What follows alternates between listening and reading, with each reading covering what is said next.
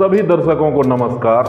मैं दीपक कुमार आप सबों का अपने मंच पर हार्दिक अभिनंदन करता हूं। दोस्तों 2024 चुनाव बहुत नज़दीक है और नरेंद्र मोदी जो कि प्रधानमंत्री हैं ये विपक्ष के लिए एक चैलेंज हैं। चूँकि पूरी दुनिया में इनकी लोकप्रियता चरम पर है, देश ही नहीं दुनिया भर की मैं बात कर रहा हूं, तो निश्चित रूप से विपक्षी दलों को अब बहुत मशक्कत करनी पड़ेगी इनको टक्कर देने के लिए। और इसी क्रम में ये तीसरी बार विपक्षी दलों, विपक्षी एकता और इस विपक्षी गठबंधन जिसको कि इंडिया नाम दिया गया, इनका महाजुटान मुंबई में हुआ। मुंबई के हयात होटल में 5 सितारा होटल में सभी विपक्षी दल एकजुट हुए और नरेंद्र मोदी और एनडीए को टक्कर देने पर रणनीति बनी। मित्रों इसमें क्या क्या हुआ इसी पर संक्षिप्त चर्चा करूंगा, बने रहिएगा मेरे साथ। अपना लाइक और सब्सक्राइब देकर मोटिवेट जरूर कीजिएगा मित्रों, और विश्वास दिलाता हूं कि आपके साथ निष्पक्ष और बिल्कुल ही साफ सुथरा विश्लेषण करने का प्रयास करूंगा। तो मित्रों इस बैठक की जो मुख्य बातें निकलकर सामने आई, इसमें सबसे पहला और प्रमुख फैसला ये लिया गया कि एक कोऑर्डिनेशन कमेटी का गठन कर दिया गया। ये 13 सदस्यीय कमेटी है जिसमें कि 13 अलग अलग दलों से नेताओं को लिया गया है। इसमें बहुत गौर करने वाली बात यह है मित्रों कि इतनी दिनों की विपक्षी एकता की कोशिशों के बावजूद भी किसी संयोजक का ऐलान नहीं कर पाई गठबंधन। इंडिया गठबंधन के संयोजक के नाम पर नीतीश कुमार जी की चर्चा जोरों पर है। नीतीश जी के समर्थक बिहार के लोग, लालू प्रसाद यादव तक नीतीश कुमार को संयोजक बनाने के लिए लगे हुए हैं, ऐसा कहा जा रहा है। कोई आधिकारिक बयान नहीं है, लेकिन अफसोस कि इंडिया गठबंधन इस बैठक में भी संयोजक के नाम का ऐलान नहीं कर पाई। इसी बात पर एनडीए के लोग, खासकर भाजपा के लोग, केंद्रीय मंत्री पीयूष गोयल जी ने हमला बोला है और उन्होंने कहा कि ये एक संयोजक तो तय ही नहीं कर पा रहे, मोदी जी के सामने नेता कहां से तय कर पाएंगे।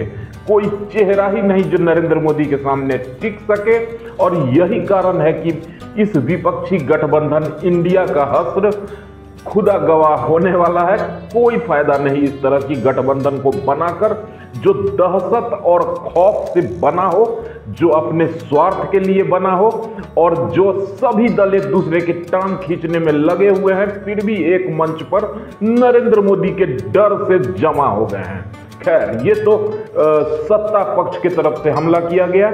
मेरा अपना निष्पक्ष विश्लेषण ये कहता है मित्रों कि अगर ये गठबंधन अपने आकार को ले लेता है, अगर ये गठबंधन चुनाव में सीट शेयरिंग का फार्मूला अच्छी तरीके से तय कर लेता है, तो निश्चित रूप से क्षेत्रीय दलों की उपस्थिति को नकारा नहीं जा सकता। और क्षेत्रीय दल हर राज्य में इतने मजबूत हैं कि एनडीए को परेशानी हो सकती है।